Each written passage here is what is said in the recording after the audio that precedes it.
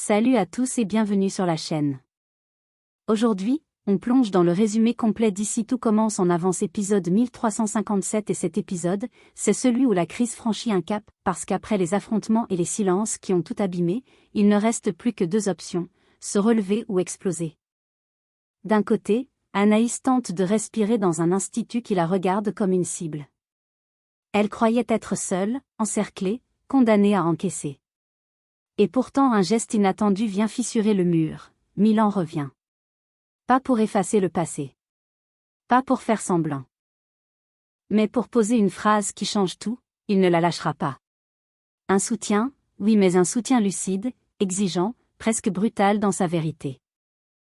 Et au milieu de cette tempête, Bianca fait un choix stratégique, rejoindre le projet, parce que l'événement peut la propulser même si tout peut s'écrouler à la seconde suivante.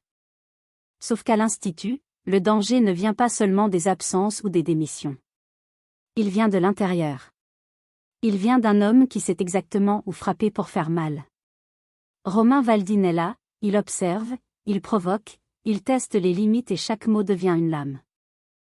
La dégustation du menu tourne au jeu de domination, avec des sous-entendus glacials, des humiliations déguisées en humour, et une question qui flotte dans l'air comme une menace, qui va craquer le premier ? Et pendant que la pression monte, ailleurs, la colère se transforme en fracture. À la maison, Bérénice se retrouve rabaissée, coincée dans un rapport de force qui n'ose pas dire son nom jusqu'au moment où tout éclate, où les masques tombent, et où la riposte devient collective. Mais ce n'est qu'un prélude. Parce qu'au même moment, la révolte change de visage, Billy refuse d'être un symbole, refuse que sa douleur serve de carburant à une guerre ouverte. Ferdinand comprend qu'il a dépassé une limite. Léonard met des mots là où ça brûle, ce justicier, qu'il prétend être cacherait surtout un attachement trop fort, trop évident, trop dangereux.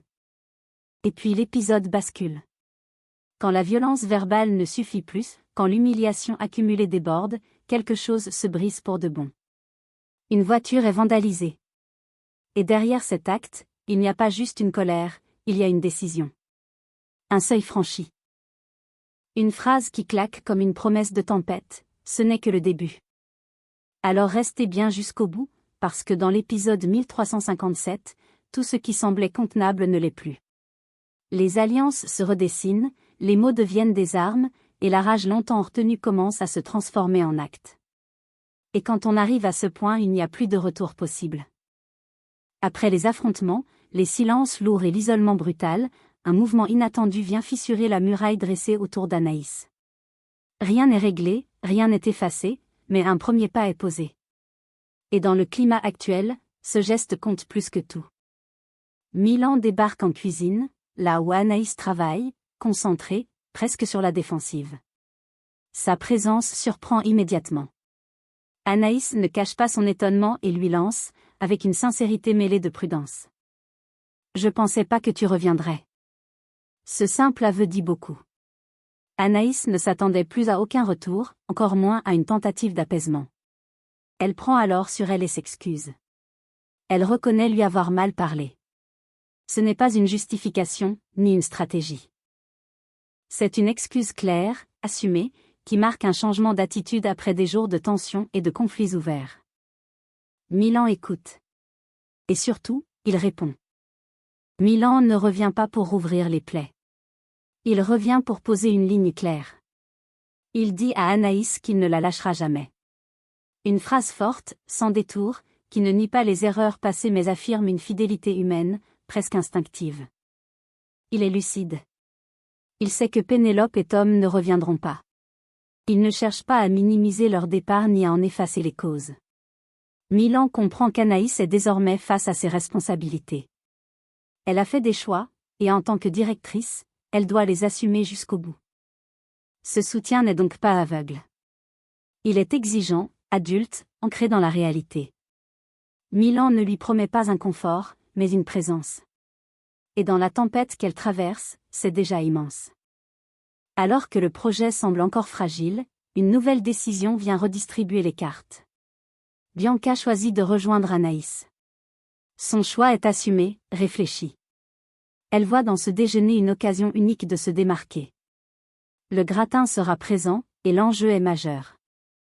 Ce ralliement n'est pas idéologique, il est stratégique. Bianca croit au potentiel de l'événement, malgré la polémique et les tensions. Elle décide d'y prendre part, consciente des risques, mais aussi des opportunités que cela représente. Pour Anaïs, cette arrivée n'efface pas les pertes, mais elle apporte une respiration. Une preuve qu'elle n'est plus totalement seule. Dans Ici tout commence, ce moment marque un tournant subtil mais essentiel. Anaïs reste fragilisée, exposée, contestée. Mais elle n'est plus complètement isolée. Le soutien de Milan, lucide et fidèle, et l'engagement de Bianca redessinent un équilibre encore instable, mais possible. Rien n'est gagné. Tout reste sous tension. Mais pour la première fois depuis longtemps, Anaïs peut avancer sans être totalement encerclée par le doute. Et parfois, c'est précisément là que tout recommence. Après la colère, la révolte et les gestes spectaculaires, vient toujours le moment du retour à soi. Un moment plus silencieux, plus fragile, où les intentions se heurtent aux conséquences. Pour Ferdinand, Billy et Léonard, cet instant marque un basculement intime. Ferdinand trempe machinalement un spéculoos dans son café. Un geste simple, presque invisible, mais lourd de sens. C'est une habitude héritée de son père. Un automatisme qui trahit malgré lui un lien encore présent, malgré la coupure, malgré la colère. Léonard observe. Lui aussi a pris une décision radicale, il a bloqué Étienne. Pourtant, il n'a pas totalement fermé la porte. Il lui a envoyé un mail. Une dernière trace de dialogue, peut-être pour se libérer la conscience, peut-être pour dire ce qui n'a jamais été dit en face. Là où Ferdinand a choisi la rupture nette, Léonard reste dans l'entre-deux. Billy prend alors la parole. Elle dit quelque chose d'essentiel. Elle explique à Ferdinand qu'elle ne voulait pas qu'Anaïs soit humiliée. Elle ne souhaitait pas ce déferlement, cette mise au pilori collective. Elle ne voulait rien de tout ça. Ses mots sont calmes, mais fermes. Billy ne renie pas sa colère ni sa douleur, mais elle refuse que son histoire serve de prétexte à une guerre ouverte. Ce qu'elle a vécu lui appartient. Elle n'a jamais demandé à devenir un symbole, encore moins un drapeau brandi dans un affrontement général. Ferdinand encaisse. Il reconnaît qu'il voulait bien faire. Il pensait agir pour protéger, pour réparer, pour rétablir une forme de justice. Mais il le dit sans détour, il a merdé. Cette lucidité est douloureuse, mais nécessaire. Billy lui confie alors sa peur. Elle sent que la situation peut dégénérer, que tout peut partir en bataille. Elle redoute une escalade qui lui échapperait totalement, et dont elle serait, malgré elle, le point de départ. Ce n'est plus seulement une question de conviction. C'est une question de limite. Léonard, qui a assisté à l'échange, intervient. Sans agressivité, presque avec lucidité. Il dit à Ferdinand ce qu'il voit depuis le début, selon lui, s'il se comporte en justicier, c'est parce qu'il kiffe Billy. La phrase tombe, simple, directe. Elle ne cherche pas à accuser, mais à éclairer. Léonard met des mots sur ce qui motive réellement Ferdinand. Pas seulement la colère, pas seulement l'injustice. Mais l'attachement. Le besoin de protéger quelqu'un qui compte profondément. Ce constat change la lecture de tout ce qui a précédé. Dans Ici tout commence, cet échange marque un moment clé. La révolte laisse place à la responsabilité. Les personnages comprennent que vouloir bien faire ne suffit pas toujours, et que certaines actions, même guidées par de bonnes intentions, peuvent blesser autrement. Billy ne veut plus être au centre d'un affrontement. Ferdinand commence à mesurer ce que son engagement révèle de lui-même. Léonard, lui, agit comme un miroir, posant des mots là où les émotions débordent. La tempête n'est pas terminée. Mais pour la première fois, chacun semble regarder la situation avec un peu plus de lucidité. Et parfois, c'est précisément ce moment-là qui décide de la suite.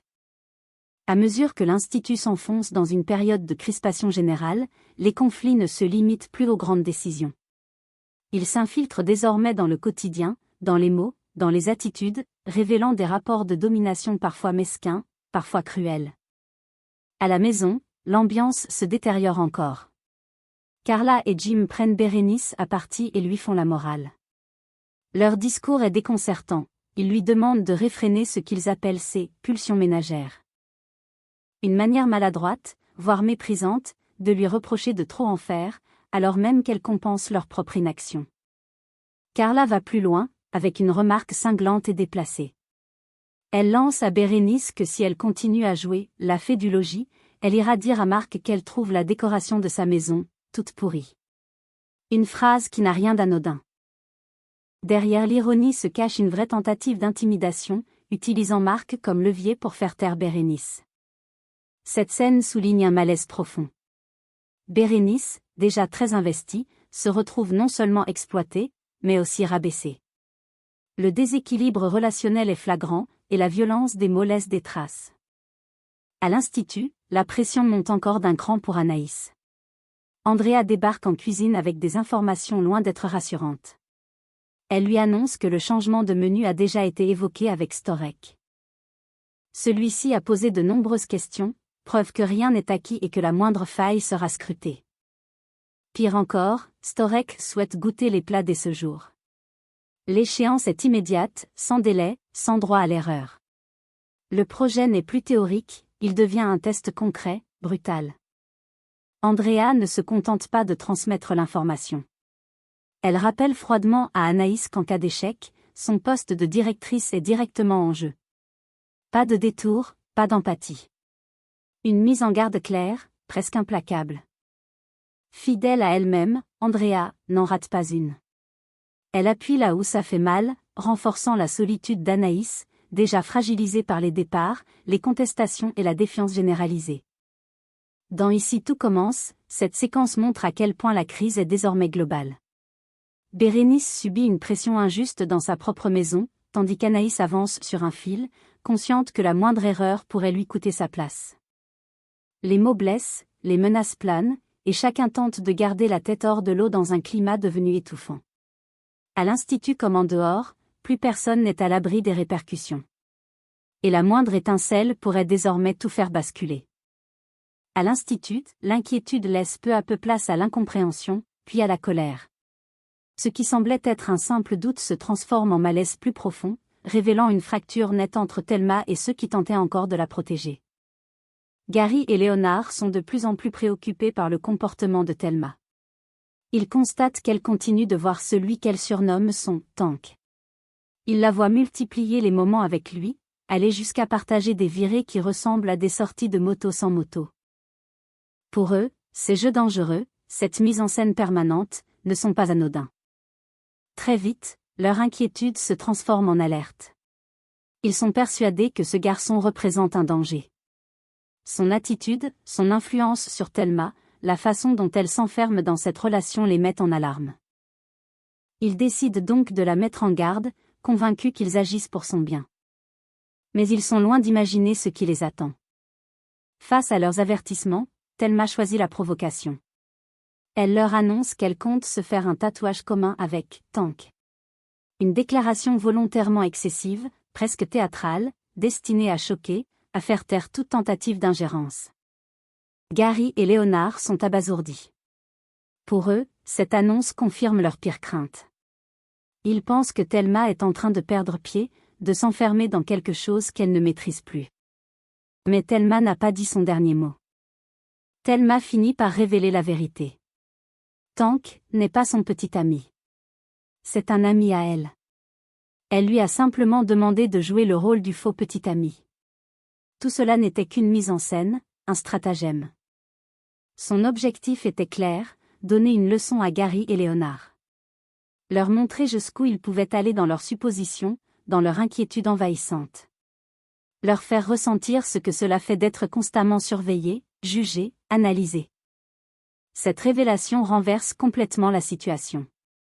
Ceux qui se pensaient protecteurs se retrouvent manipulés.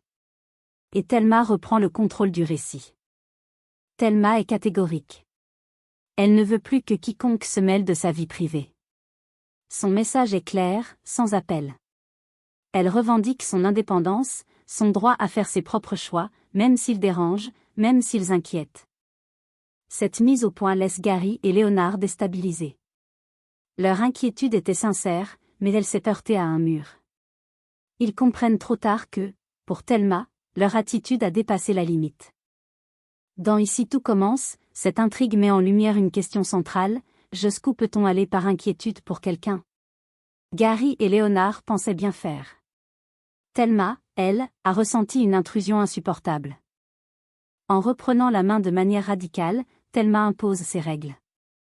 Mais ce jeu de faux-semblants laisse des traces. La confiance est ébranlée, les relations fragilisées, et un fossé s'est creusé. Reste à savoir si ce fossé pourra être comblé ou s'il marque une rupture durable entre eux. La journée bascule brutalement.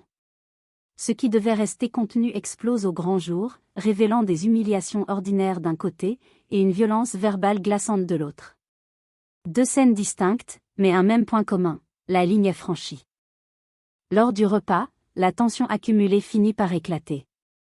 Bérénice craque et avoue qu'on l'a empêchée de sécher les poils.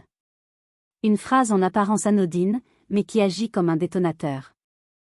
Derrière ce détail se cache une réalité bien plus lourde, des remarques répétées, des injonctions humiliantes, une pression constante déguisée en plaisanterie. Rose comprend immédiatement la gravité de la situation. Marc aussi. Ce n'est plus une question d'organisation domestique, mais de respect. L'injustice est flagrante. Bérénice a été rabaissée, réduite à une place qu'elle n'a jamais demandée. La réaction est immédiate et collective. Rose, Bérénice et Marc se mettent en grève. Une décision radicale, mais assumée. Désormais, ce seront Carla et Jim qui géreront entièrement la maison. Plus de compromis, plus de demi-mesures. Ce renversement de rôle est une réponse directe à l'attitude qu'ils ont adoptée jusque-là. Le message est clair, le confort ne peut plus reposer sur le silence et l'effacement de l'une. Dans un tout autre registre, une scène d'une brutalité rare se joue à la sortie de l'institut. Billy sort, pensant sans doute respirer un instant, lorsqu'elle tombe nez à nez avec Romain Valdine. Le choc est immédiat. Valdine, provocateur, lâche qu'il l'imaginait, se cachait dans un trou. Une manière de la réduire, de la rabaisser une fois de plus. Mais Billy ne recule pas. Elle lui répond calmement qu'elle n'a pas peur. La réponse de Valdine est glaçante d'ironie. « Pourquoi tu aurais peur de moi, je suis un agneau ?» Cette phrase, faussement légère, transpire le mépris et la menace voilée. Puis il s'en va, mais pas sans asséner un dernier coup, gratuit, violent, destructeur. « J'avais raison à l'époque », lâche-t-il avec une insulte d'une violence glaçante. Ces mots tombent comme une gifle. Il ne cherche pas à convaincre, seulement à blesser. À laisser une trace. À rappeler une domination passée que Valdine croit encore exercer. Dans Ici tout commence, ces moments marquent une rupture nette. À la maison, le silence n'est plus accepté. À l'institut, la violence verbale est exposée dans toute sa crudité. Les masques tombent, et les victimes ne se taisent plus. Bérénice ose dire ce qu'on lui a fait subir. Billy, elle, ose faire face, s'enfuir. Mais le prix de cette résistance est lourd, et les blessures, elles, ne disparaissent pas d'un claquement de doigts. La suite s'annonce électrique, car désormais, plus rien ne pourra être étouffé. Le moment de vérité est arrivé. Après des jours de tension, de départ et d'isolement, Anaïs joue gros. Très gros. La dégustation de son menu se tient enfin, sous le regard attentif et impitoyable de ceux qui ont le pouvoir de décider de la suite. Anaïs présente son menu devant Jeanne, Storek et Romain Valdine. L'atmosphère est lourde, presque étouffante. Chaque geste, chaque silence, chaque réaction compte. Pour Anaïs, ce n'est pas seulement une dégustation, c'est un test, un jugement, peut-être même un verdict. Romain Valdine prend la parole. Il ne rejette pas frontalement le travail proposé, mais il ne le valide pas non plus. Il affirme que ce n'est pas totalement abouti. Puis il avance une idée qui glace immédiatement l'ambiance. Il suggère d'ajouter du manioc, en référence directe à l'empoisonnement du doubla. La provocation est évidente. Le sous-entendu est violent. Anaïs, elle, ne répond pas. Elle choisit le silence, sans doute pour ne pas offrir à Valdine la réaction qu'il attend. Mais Valdine ne s'arrête pas là. Elle humour de trop. Profitant du malaise, Valdine enfonce le clou avec une remarque déplacée. Ils sont pas branchés tes appareils. La phrase tombe comme une insulte déguisée. Jeanne est immédiatement choquée. Elle ne cache ni sa stupeur ni son malaise face à une remarque aussi déplacée, surtout dans un contexte aussi sensible. Valdine tente alors de se rattraper en affirmant qu'il s'agit simplement d'humour. Mais personne n'est dupe. Ce n'est pas une plaisanterie maladroite. C'est une attaque. Une de plus. Une manière de déstabiliser Anaïs, de rappeler une domination, de tester jusqu'où il peut aller sans être stoppé. Le silence qui suit est pesant. Il dit tout de la violence de la scène. À la maison, une solution radicale mais imparfaite.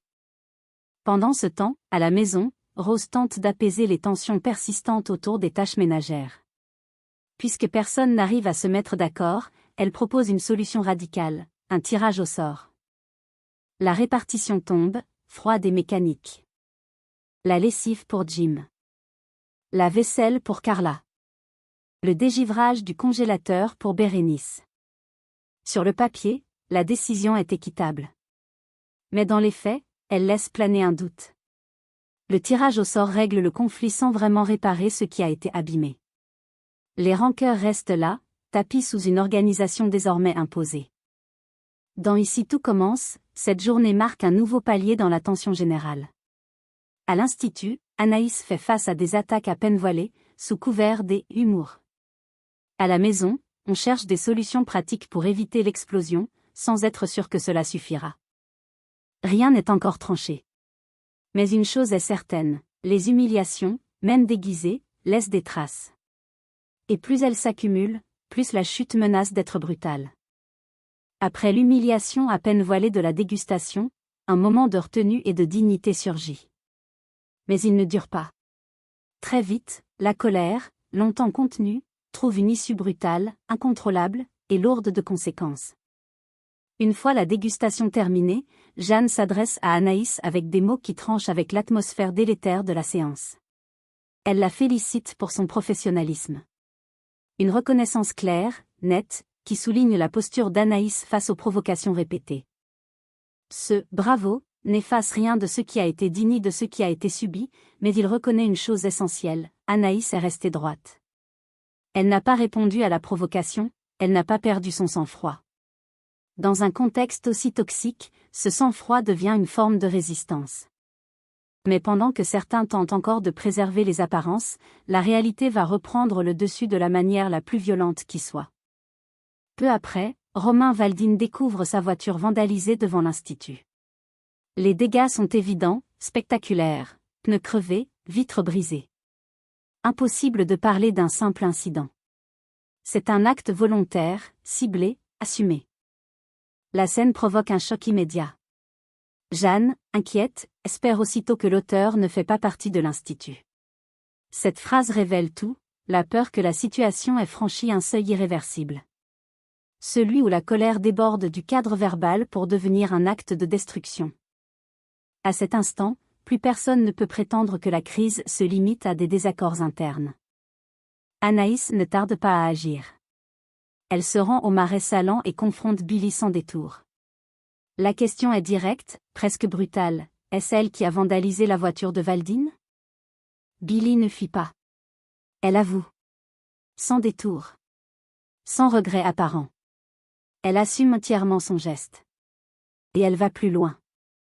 Elle affirme qu'elle refuse désormais de se laisser écraser. Ces mots sont chargés de colère, mais aussi de détermination. Billy refuse désormais de se laisser marcher dessus. Elle refuse la peur, le silence, l'humiliation. Elle dit clairement qu'elle ne se laissera plus jamais écraser par Valdine. Cette confession glace. Non pas par surprise, mais par ce qu'elle annonce. Billy n'est plus dans la réaction isolée. Elle est entrée dans une logique d'affrontement. Cette scène marque un basculement majeur. Jusqu'ici, Billy subissait. Elle résistait, elle tenait, elle tentait de se reconstruire. Désormais, elle agit. Et cette action, aussi compréhensible soit-elle émotionnellement, ouvre une brèche dangereuse. Anaïs comprend immédiatement la gravité de la situation. Ce qui vient de se produire dépasse largement le cadre personnel. Cela expose Billy, l'Institut, et fragilise encore davantage une situation déjà explosive. Dans Ici tout commence, cet enchaînement marque un tournant sombre. Le professionnalisme d'Anaïs est reconnu, mais il est aussitôt éclipsé par un acte irréversible. La violence verbale a laissé place à la violence matérielle.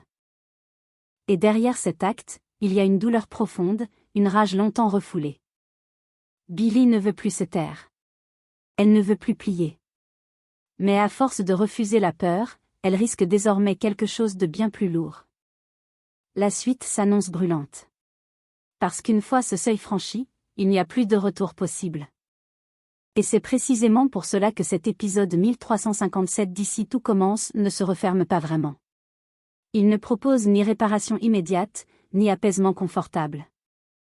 Il laisse volontairement les plaies ouvertes, comme pour rappeler une vérité dérangeante. Quand la violence s'installe, même sous des formes feutrées, elle finit toujours par déborder. Anaïs a tenu debout là où beaucoup auraient cédé. Elle a encaissé les attaques, les sous-entendus, les humiliations à peine masquées, sans jamais perdre sa ligne. Mais tenir n'est pas gagné. Car autour d'elle, les fondations restent fragiles. Le soutien de Milan est réel, sincère, mais il n'efface ni les départs, ni la défiance, ni la pression institutionnelle qui continue de peser comme une épée au-dessus de sa tête. Quant à Bianca, son engagement ouvre une porte tout en rappelant que, dans cet univers, chaque opportunité se paie au prix fort. De l'autre côté, Billy a cessé de subir. Longtemps, elle a encaissé en silence, tenté de se reconstruire sans faire de vagues. Mais cet épisode marque un point de rupture clair, elle ne veut plus être la proie, elle devient l'actrice de sa colère. Et même si son geste peut sembler compréhensible émotionnellement, il fait basculer l'histoire dans une zone bien plus dangereuse. Parce qu'à partir du moment où la colère se transforme en acte, tout devient incontrôlable. Pour elle. Pour Anaïs. Pour l'Institut tout entier. Autour d'elle, les autres trajectoires résonnent comme des échos inquiétants.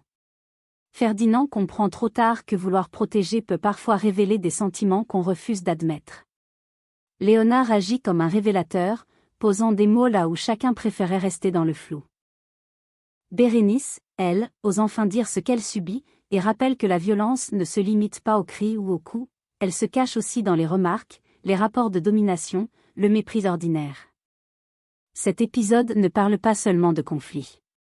Il parle de limites franchies, de responsabilités qu'on ne peut plus fuir, de choix qui engagent bien plus que ceux qui les prennent.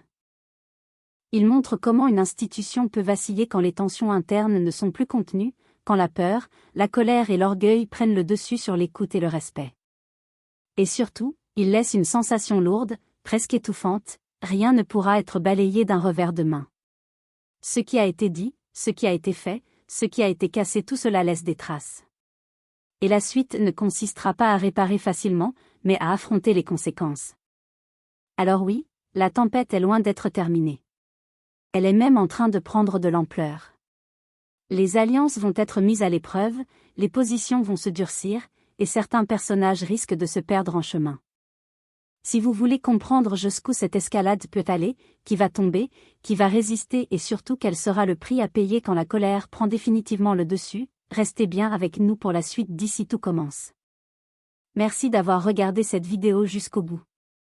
Abonnez-vous, activez la cloche et laissez un like si vous souhaitez continuer à suivre, épisode après épisode, toutes les failles, les chutes et les basculements de la série.